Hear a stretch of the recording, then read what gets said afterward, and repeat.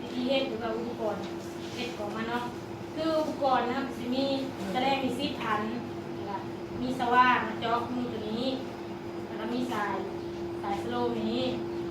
แก๊สแล้วมีกาวเนาะกีแล้วมีไม้มีในกระปูมียาหมอที่ร่นโดยใช้เป็นร่นได้ยามีสายกระสีเพราะว่าจะได้ให้เวลาจกผ่านน้ำแข็งให้เอากระดาษมาไว้ต่อไปวิธีเห็ดเนาะคือจบนี่ก่อนอื่นนี่เขาสิเห็ดส่วนใดก่อนก็ได้เนาะเขาเบิ่งคือตัวนี้เห็ดมือมันก่อนก็ได้เขาสิเห็ดน้องมือจบตัวจริงมันสิด้วยมากนี่เนาะสำหรับตัวนี้นี่เขาจะได้ยาวตัวสัตว์ทันแต่เขาสีทราย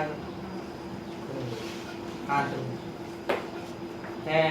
ตัวนี้นะเขามาแทะเอาสโลมหรือว่าสโลมสัตว์นี่แสดงของส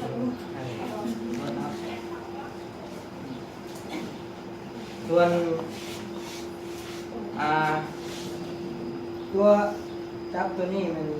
เขาใส่ยางปอกเป็นพัดลมมันเอาใบพัดลม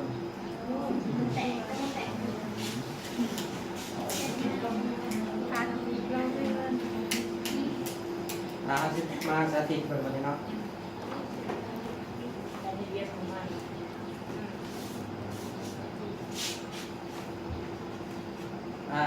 สำหรับตัวนี้มันสามารถหมุนได้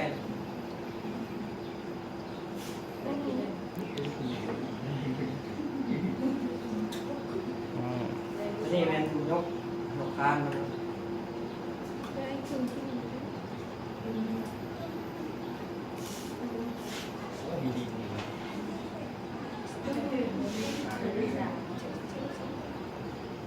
โลก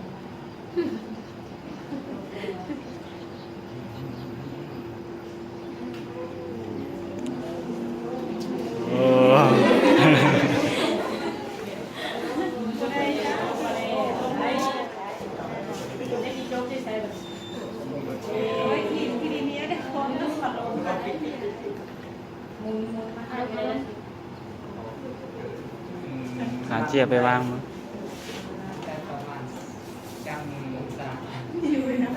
ได้พอร้ายนะพอแสดงสัตว์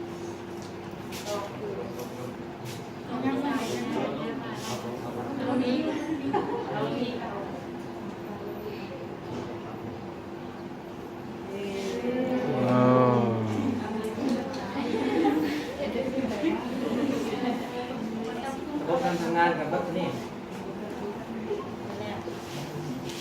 แล้วมันหมุนไปได้จากหมุนหอบจากองศา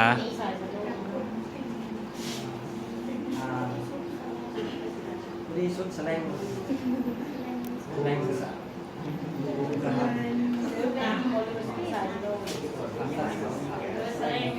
ขึ้นกับแสดง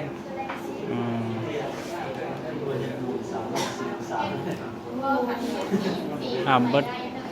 เท่านี้บ่ถ้าใช้อาชีพไปได้แต่ไปในระยะสั้นเนาะขึ้นกับแสดงน้อยเห็นได้แต่มันแบบอย่างนึงว่ามันเสียว่าเห็นน้ำมันเกี่ยวกันถ้าเราเอาไม้เห็นได้